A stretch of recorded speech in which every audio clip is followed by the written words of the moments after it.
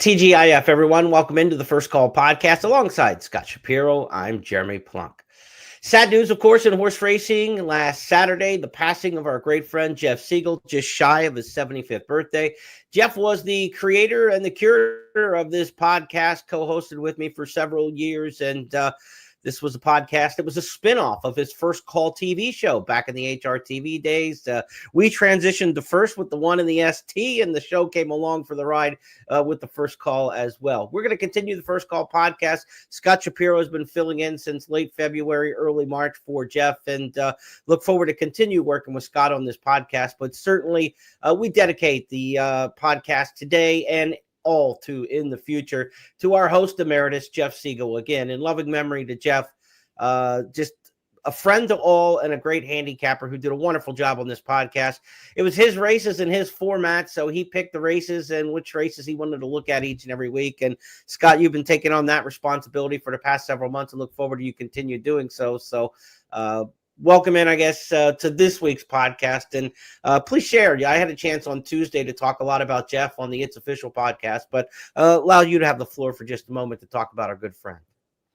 Yeah, obviously sad news, as too soon is easily said. But I know one thing. I didn't know Jeff as well as you, but I was lucky to live out in Southern California 2 stints, but 1 stint when I was just kind of coming up, if you will, trying to make my hay in this industry. And I spent my first 4 or 5 years trying to do so out there. And, Jeff was not in the press box like he was in some of those great pictures that you might have seen online where he was dominating and controlling the pick sixes. But occasionally he would be up there. He was more down in the, a lot of times down in that new studio and whatnot, right. Doing the XBTV. And, he wasn't there every day all the time. But I did get to speak to Jeff a lot. It wasn't always about horses. It was a lot of times about what you would think, college hoops, UCLA. I was a diehard Wisconsin hoops fan, at that time. Right. And Jeff obviously I think he was gone on the road with UCLA in some of those situations. But, I knew Jeff before that, obviously, and I knew a lot of these people. But I always remember when I found XBTV, or I think it might have been added to the package along with TVG, and just really, him and Aaron Veracruz with Aaron, right. They really were amongst those that really turned me on to the idea of doing what I'm doing and helped me get better thinking outside the box. So, I don't have all the stories that a lot of people do, but I know they're true, what people say about Jeff. And one of the all-time great pick six players and handicappers. And me and him, we didn't know each other at the time, but we both were this close to a Derby. Captain Bodgett, one of my all-time favorites. Yeah, the funny thing is I picked Jeff to win the Derby one year with the Deputy. He had the Santa Anita Derby winner back in 2000. Foopeg ended up winning it that year. And the funny thing is, years later, I told Jeff, I said, man, I loved your horse in the Derby, the Deputy. And he thought I was talking Captain Bodgett. And I said, no, the Deputy. He goes, boy, I wish I would have known you back then. I'd have told you to save your money. The Deputy didn't run that well in the 2000 Derby. Didn't follow up on the Santa Anita Derby success. But that was Jeff, always willing to share a story. We've been holding the seat for him here, hopeful over the last several months, obviously, as he battled cancer and the difficult health challenges that he had. And we held the seat for him, and hopefully in the good spot that we know he's in right now up in heaven, he'll hold the seat for us, and we'll get a chance to play the races with him again sometime down the line. So we'll join you again someday, pal. We will talk more about horse racing right now, though, as we get set, as Jeff would love this Friday at Santa Anita. It was his backyard. It was his race place, the great one, in fact, the great race place. And the carryovers are galore today at Santa Anita and also in the wagers on Friday that mix with Gulfstream Park. Let's take a look at some of these massive carryovers that we're looking at across the country today, specifically in the Sunset 6, 54,000 plus in the Sunset Pick 6. That's the final 3 races on the card at Gulfstream, the final 3 races on the card at Santa Anita. $1 Pick 6, that goes today. Scott's got handicapping analysis of that up at the Express Bet and First Bet websites that you can read in print form. The Coast to Coast Pick 5, which matches 5 races each day at Gulfstream and Santa Anita, also a $1 wager. The Coast to Coast Pick 5, 48,661 in the carryover in that pool. Gulfstream races 6, 7, and 8. Santa Anita races 1 and 3 today. In the traditional pick six, the $2 pick six at Santa Anita, 45,583 in the carryover there. That'll be races 4 through 9 on the card today at Santa Anita. And if that's not enough, if you get to the 9th race, maybe you're sitting on a single in the 9th race and all these multi-race wagers, you could take down a super high five as well at Santa Anita, 35,706 in the carryover there. What a Friday for carryovers. Then you got a little carryover at Aqueduct in the pick six and a big carryover at Keeneland in the pick six of $103,000. So this is a really good Friday for the wagering world, including the Sycamore Stakes, Scott. And the Sycamore Stakes, part of our Breeders' Cup Bankroll Challenge with First Bet and Express Bet. Bet $25 on the Sycamore Stakes today. Get $5 back in your account come Breeders' Cup Eve, and you'll have that money to bet on the Breeders' Cup. So series of stakes races over the next month that can help you build up that bankroll towards the Breeders' Cup. What a Friday, man. Yeah, this is a Friday that kind of bumps you up to Saturday now. You know, we have a 3-day weekend, but I'm always geared up to gamble on Saturday after working the week and handicapping those races. But you get a little head start, you know, with the work, like you said, that I did Friday for this. I did some on the sequences for the daily racing form. And these are good sequences. These are player-friendly wagers for the most part anyway, without the carryover, 15%. The retail-only part, very key to me in that Sunset 6. Yeah, the pools aren't as big, but you're not playing against the CAWs. One thing now, though, for those that are not really normally watching this for up-to-date news, but they are off the turf at Gulfstream for the sequence today on Friday, or sequences. All right, that's good to know. Very good to know. Let's take a look at the schedule of races we're going to handicap on this podcast as we do each and every Friday. We pick 8 races from around the country. We've got one special one for you on Friday for all of the carryover situations that we've got to look at today, and then also 7 stakes races for you on Saturday. For those of you watching on X or on Twitter, be sure to like, share this out, help us build the audience for not only this podcast, but also the podcast that Bailey Armour and Scott do, the named Horse Sense with First Bet and Express Bet. Be sure to like and share these out and check out our YouTube pages. But for those of you on our traditional audio channels who've been listening for years on these podcasts, here are the races Scott and I are going to handicap over the next half hour or so. We'll start with race number 7 at Santa Anita on Friday. It's an allowance race. It's part of almost all of the sequences we're going to talk about with all those different carryovers. Then to Saturday, we've got a lucky 7-pack for you on Saturday. We'll start with the California Flag Stakes at Santa Anita. We'll go to Keeneland for the Queen Elizabeth II Challenge Cup. To Belmont at the Big A, they've got a couple stakes races, the Artie Schiller and the Glen Cove. Woodbine Ontario Fashion Stakes on the schedule. And then it's kind of like feast week, if you will, the conference championships. We're going to Maryland for Maryland Million Day at Laurel Park. The Maryland Million Classic will be the stakes race we handicap there. And to Charlestown for the West Virginia Breeders' Classic. We'll wrap things up with a little nighttime action in Charlestown in the voice of Paul Espinosa. We'll get to hear him later on the show. Underrated caller, and lucky 7 on the 11th. So 7-11 there. There you go. How can we lose? Let's get after it, man. Let's go. Send it in. Send it in. Race number 7, Allowance Company on Friday at Santa Anita. Again, this is a Friday race, second level allowance, mile and an eighth on the grass. This is part of the 7th, 8th, and 9th, part of the Sunset Pick 6. It's part of the Santa Anita Pick 6. It's part of just about everything you want to play this weekend, it seems like, on Friday. So let's get after the 7th race. Who do you like? Not a part of the coast to coast, though. I think that's what. Yeah, that's what almost caught me. Condensed. Yeah, that's more condensed. But good race. Good race. I don't think there's any world beaters in this 9 furlong affair, but it's second level allowance. You know, gone that distance on the turf. And Certitude is a 2-1 morning line favorite, but I've got concerns about her ability to get that mile and an eighth distance and do so without being pressed maybe a little bit. There's 2 horses that I'm going to use in the sequence. I'll throw out the longer shot first, since it's not my top pick. The 5, Hannah Buckle, who's third off the layoff for Leonard Powell, needs to move forward, but gets the most distance in her career. She's got the pedigree to do so and should be ready for her best theoretically. Third off the bench. But I think Paradise Lake is the one to beat. It looks like it doesn't look like. She's been freshened up since July 31st. The race we'll take a look at in a moment. But prior to that, she won at this mile and an eighth distance and did so over this turf course. Both of her wins have come here at Santa Anita, and we've talked about it. I know you and Jeff did in the past. There is differences between these turf courses, so an affinity for one versus the other certainly can be an advantage. So for me, it's 7-5 with Paradise Lake on top. Close up third at Del Mar last time. Now gets leading Santa Anita jockey Juan Hernandez aboard. Let's go back to Paradise Lake at Del Mar in July 31st.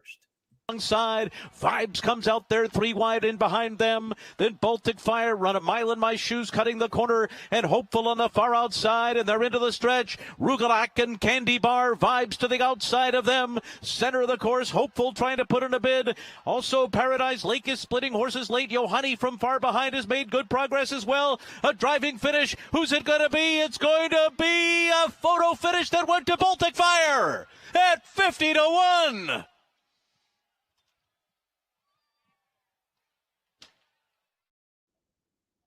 Kind of prices we get in the Sunset Pick 6. Scott's pick here in race number 7 at Santa Anita Paradise Lake, hopefully to get you going there. Starting at 4:04 today, that Sunset Pick 6 with the 7th, 8th, and 9th at Gulfstream. $54,000 carryover, followed up by the 7th, 8th, and 9th at Santa Anita. Again, we've got a big one there. And also in the Coast to Coast Pick 5, nice carryover again, $48,000 plus the $1 minimum, 15% takeout. Coast to Coast Pick 5 offered each and every race day where there is live action at both Santa Anita and Gulfstream. So Friday, Saturday, Sunday this week. From Friday, we go to Saturday, and Saturday's card at Santa Anita includes the California Flag Stakes, down the hill turf sprinting. It couldn't be anything else. If there's a California Flag Stakes and it's not a downhill turf sprint, you're just doing it wrong. One of the better turf sprinters in Southern California, one of the best Calbred turf sprinters, maybe of all time. California Flag here, 6.5 down the hill. We got a field of 8 entered. Which one are we narrowing it down to, Scott? Well, I think it's an interesting race because you've got Lovesick Blues. We'll take a look at his upset victory in the Bing Crosby in a moment. But he's coming in a rare prep for the Breeders' Cup Sprint in the California Flag. No disrespect to the race, but a state-bred down-the-hill turf race. Generally not what you use to prepare for that Grade 1 stakes race on the dirt. But I think he's worth taking a shot against here, as he's probably, he's listed as the 5-2 morning line favorite. He's had some success over this course and down over turf, but I think maybe vulnerable, as is the other favorite, number 1, Shea Brennan, who's a 3-year-old taking on older for just the second time, has never been on the turf before and draws the inside. He's going to have to really like this course to be victorious. So I thought this was a race where you might get a little bit of pace, not tons, and maybe a price could come out on top at number 4, Sir Rocket.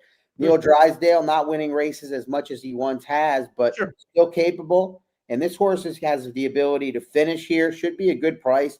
And one thing that I just recently noticed, Armando Ayuso has a positive ROI in an almost 300 race recent sample size in turf races. So an under the radar rider that does good work on the turf with some prices. Neil Drysdale, Armando Ayuso with Sir Rocket.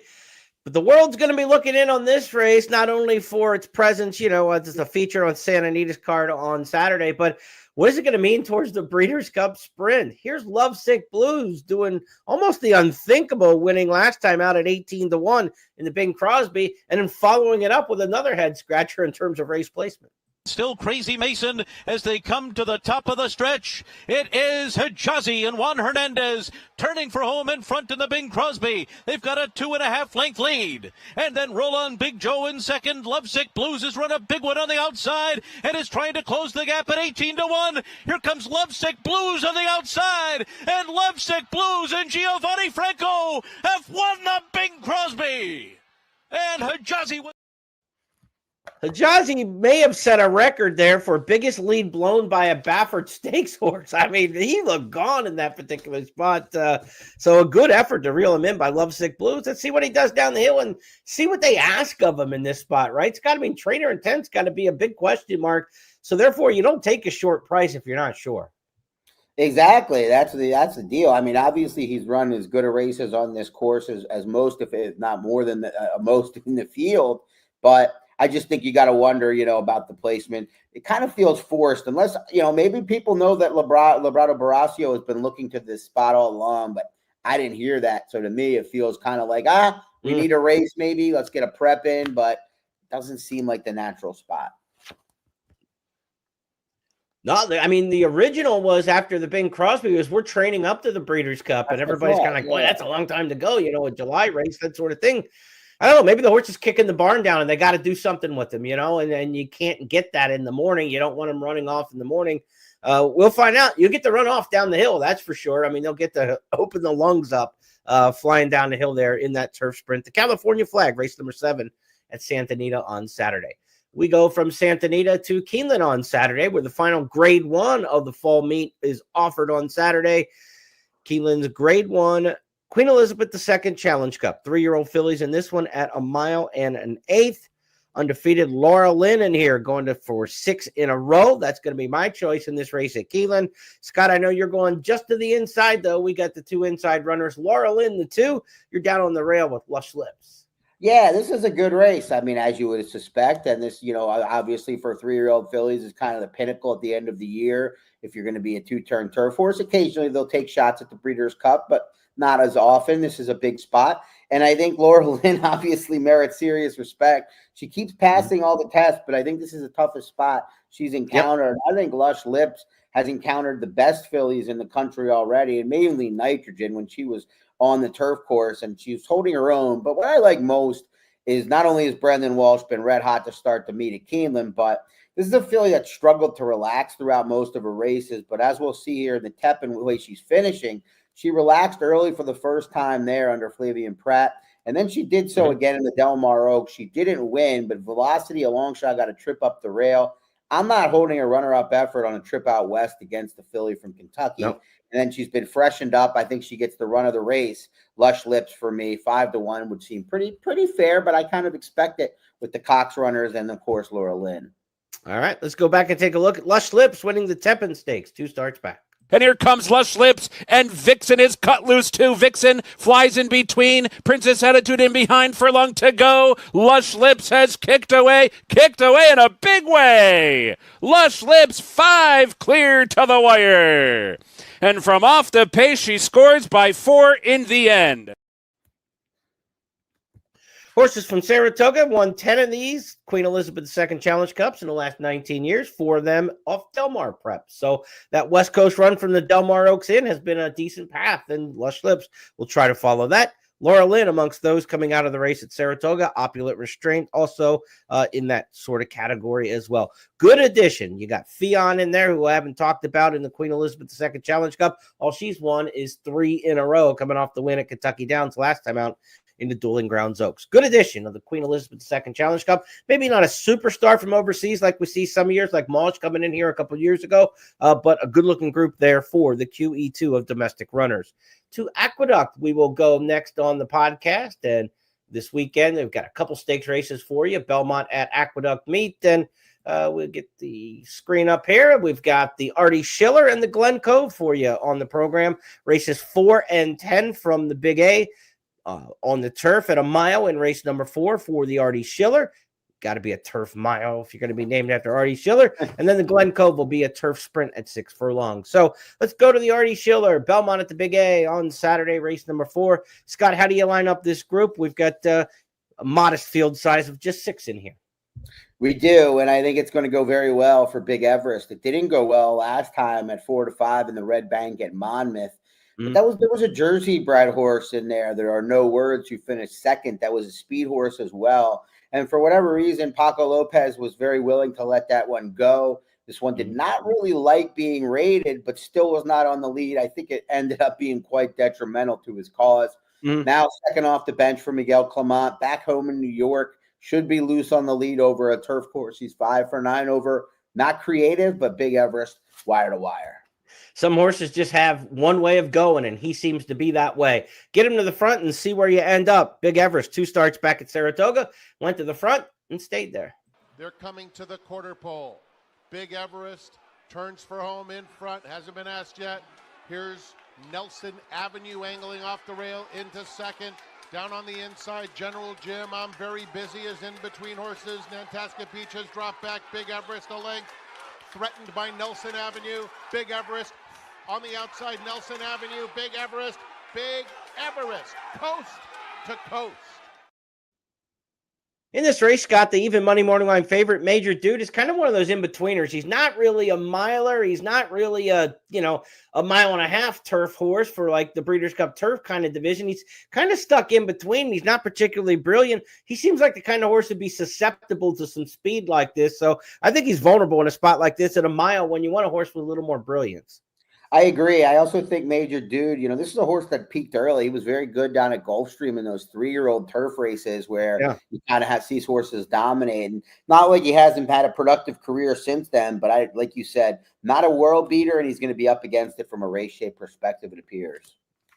All right, let's move to race number 10 on Saturday. Belmont at the Big A. No problem with the field size in this one. 10 entered, a couple main track onlys as well in this turf sprint. Fills up as turf sprints tend to do so. What'd you go with in this one? Well, I'm going to contradict myself and tell you there's not a lot of speed in here, which is the concern for me. That does make things interesting because Pop Idol, two back, as we'll see in the Galway on August 7th, wired out the field, and she could get loose again. But I'm somewhat confident that Me Governor, drawn right to her inside with Ricardo Santana, will do enough early to keep her honest, if not take it to her. And I think if that happens at all, Love Cervere, who's not going to be a big price in here, but is a very talented filly, she's really done very little wrong throughout her career, and it's tough to win race after race when you come from off the pace, as I just kind of was speaking to in turf sprints. But man, I mean, last time out, she finished second in allowance at Keeneland, and the start before the Galway, like we're going to take a look at now, she made a very wide move against the profile of the turf course that day, and still was very close within 2 lengths of the lead to finish third. So I just think this is a very talented filly against a good field, but one that she's better than. This is a rematch of the top 3 finishers from that Galway Stakes at Saratoga. Interestingly, that you look at that rematch and you say, why would Love Cervere turn the tables on Pop Idol in this spot? Pop Idol's got one race, the Matron on the Belmont turf, or the Belmont at Aqueduct turf. What the hell am I saying? It's not Belmont. It's Aqueduct. It's always been Aqueduct. It's still Aqueduct. It's not Belmont. It's Aqueduct. And on the turf course there in the Matron Stakes at Aqueduct, she ran one of the worst races of her career, whereas Love Cervere has a win over the turf course at Aqueduct. So changing venues might get us a changed result, but here is the Galway we talked about. Top 3 in there, all back in this race, including Abiento. Just inside of her is Laurice. Laurice on the outside, and Love Cervere trying to get to front-running Pop Idol, who's running a very big race with 1 furlong to go. It is Pop Idol clinging to a lead. In between horses, Magnolia Prime, Laurice, Love Cervere on the outside, and from way out of it, Abiento is coming fast. Pop Idol all the way in the Galway. Abiento closed like a shot. Interesting that John Velasquez riding back at Aqueduct this weekend. He's been riding so well at Keeneland. Had another win on the card yesterday. Won a bunch on opening weekend. But Johnny V heading home to New York for Saturday. He'll be riding Belmont at the Big A. To Woodbine we go next for the Ontario Fashion Stakes. It's a 6-furlong sprint on the Tapeta main track there for the Fillies and Mares. Grade 3 company at Woodbine in race number 10. Interesting runner in here is Gal in a Rush. Last time out, won the Presque Isle Masters at 10-1. Now heading back north of the border. It's been to Woodbine in the past. Didn't have a lot of success up there. Has won stakes over that track, but certainly in recent form, the Presque Isle race was the best race that we've seen from Gal in a Rush in some time. The 5-2 morning line favorite for Miguel Clement. Let's go back to Presque Isle and take a look at Gal in a Rush. Slip up the rail and get there in time. Outside in third, Miss Tart is also moving up, coming up on the far outside. Late move from Ellen J. Ellen J is 7 wide, but it is Natoli Magic who hangs on to the lead. On the outside, coming late, is going to be Tricky Temper along with Ellen J. Up the rail, flying is Gale in a Rush. Gale in a Rush in an upset. Very tight photo for the place position.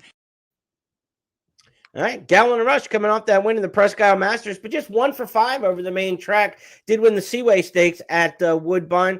Maybe a little vulnerable here at a short price. Do you want to take a short price after winning the Presque Isle race at 10-1? I do not want to take a short price, and I think you basically spelled out the point. I think the Presque Isle, I learned at Turfway being involved with that product for a good bit, and intensely, every day, that all weather surfaces, synthetic surfaces, do not play the same. So making the assumption that this horse is going to be just as good at Presque Isle or Woodbine, etc., Right. and that goes for everybody in this field. I've got concerns about anybody that's run their better races outside of town. One horse I think that's run her best races inside of town at Woodbine is number 5, A Little Frisky, a daughter of Army Mule that's been freshened up, coming off a 4th place effort in the Seaway.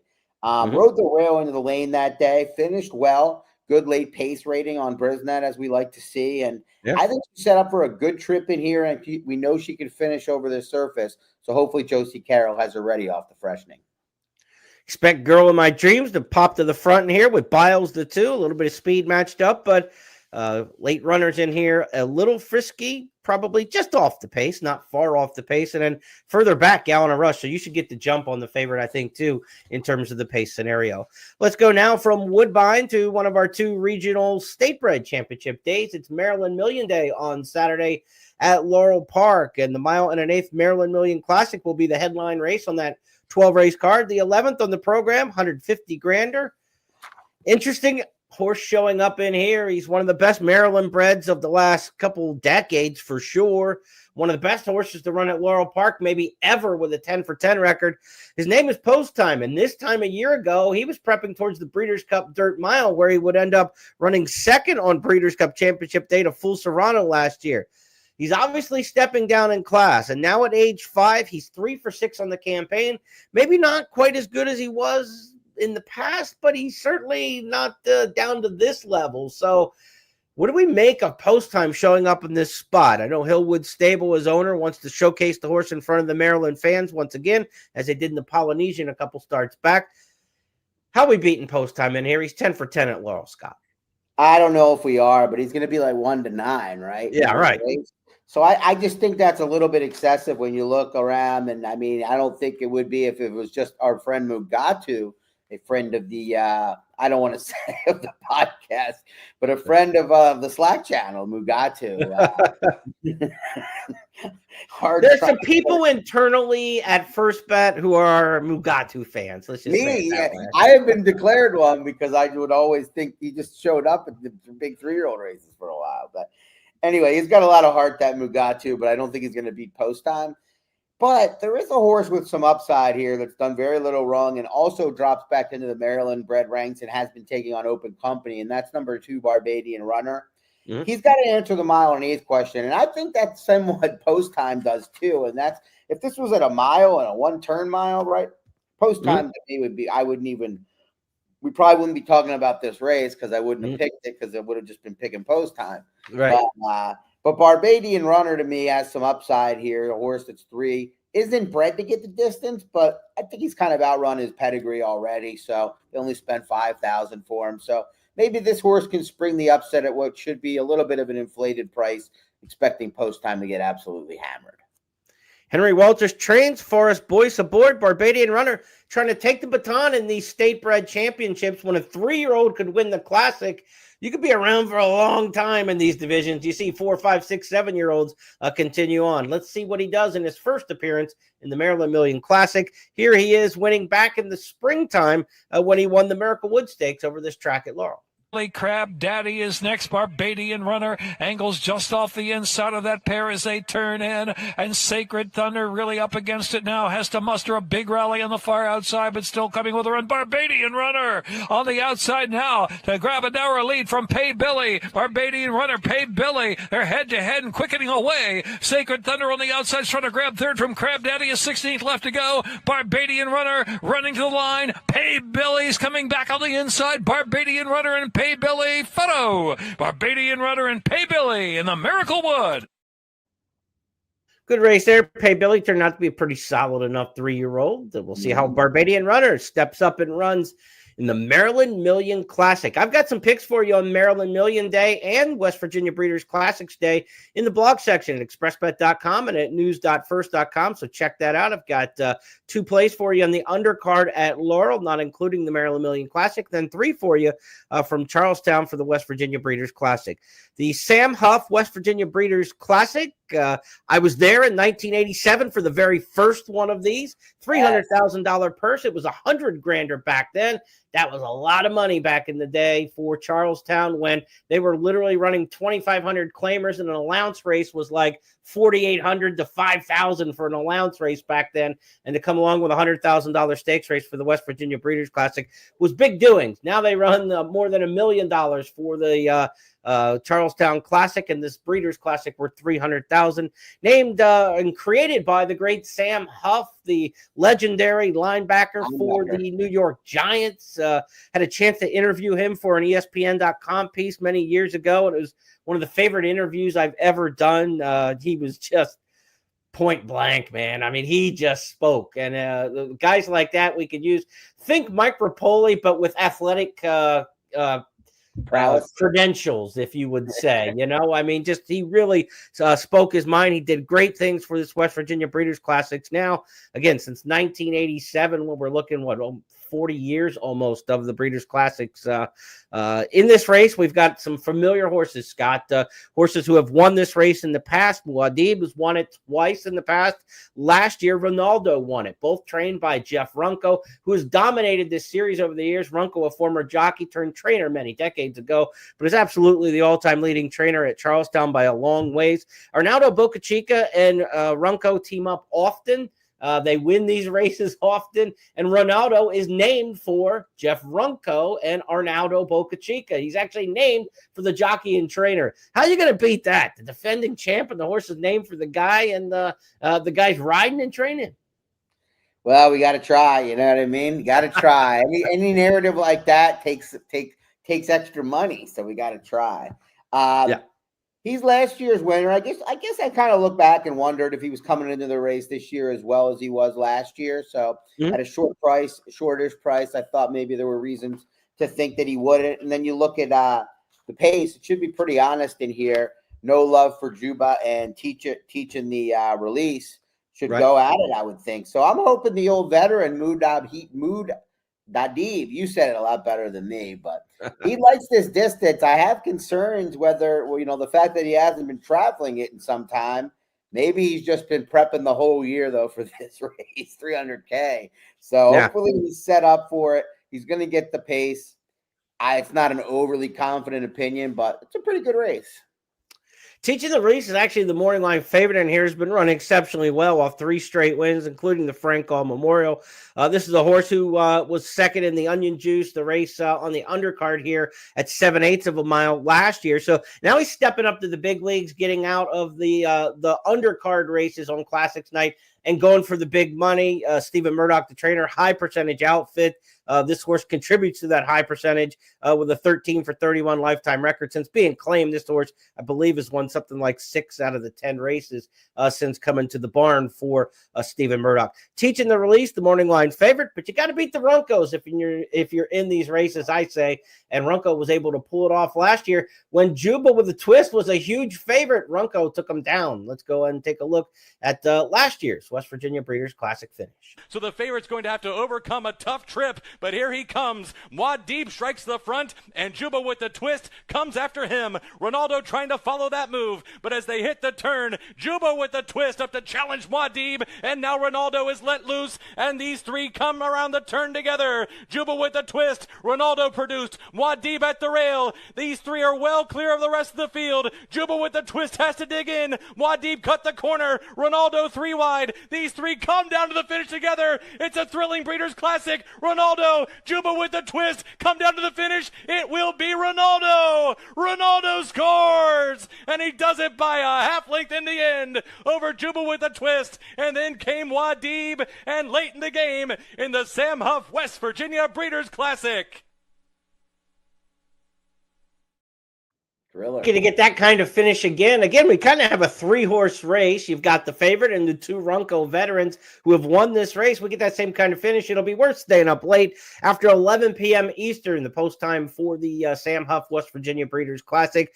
The race after that on the card is the First Bet Breeders' Classic. We're proud to be a wagering partner and sponsor with this year's West Virginia Breeders' Classic, so be sure to check out all that action. And if you're betting the West Virginia Breeders' Classics on Saturday, you should be doing it with First Bet and Express Bet, because the late pick 4 and the late pick 5, Scott, have a $2,500 hit and split on each of those sequences. So an extra $5,000 up for grabs on the hit and splits on Saturday at Charlestown for those West Virginia Breeders' Classics. Also want to mention on the promo side, if you're betting the Maryland Million Classic, the Breeders' Cup Bankroll Challenge is the Maryland Million Classic race on Saturday. Bet $25 on the Maryland Million Classic, get 5 back. You can bet $25 to show on post time and get $5 back. I mean, that money will go back into your account on the eve of the Breeders' Cup. So all wagers, intra-race wagers, Exacta Tri Super and Win Play Show are eligible for the Breeders' Cup Bankroll Challenge. The Saturday race, Laurel, the Maryland Million Classic. Why not? Or take a shot at Scott's longer shot pick in their Barbadian runner. Some great promos this weekend on those regional championship days. Yeah, no doubt about it. And JP giving out free money advice here. Post time is a cinch to finish. Marketing people have just sent me a mean message right now, I think. Oh man, but yeah, it's an interesting week. I'm excited for today, which I'm already excited for because it is today. But later on today, I'm looking forward to these carryovers. And then Saturday, we're going to be all over, as you can see, venue after venue after venue. We're bouncing around early morning. Well, not early morning. We're not doing the Euro thing, but we're going late into the night here, California into Charlestown. Looking forward to it. And most importantly, Jeff, rest in peace. And it's a real honor to fill in his shoes as much as possible, or his seat, I guess, really. But yeah, tough week, but hopefully we can do him well by following suit here. You got to rock in your chair if you're going to follow Jeff's chair. I mean, you got to get that going when you get cranked up, because that's certainly the Siegel move. We'll miss him for sure. We're happy to have you on board, Scott. We're happy that everybody tuned in this week to listen to the podcast and watch the podcast as well. Have a great weekend playing the races around the country. These carryovers today, don't forget about those. 10 times first rewards points on the Sunset 6 today. When you bet with First Bet and Express Bet. Have a great weekend, everybody. I'll be back on Tuesday when we go for the It's Official podcast to wrap up a very fun weekend of racing. Good luck.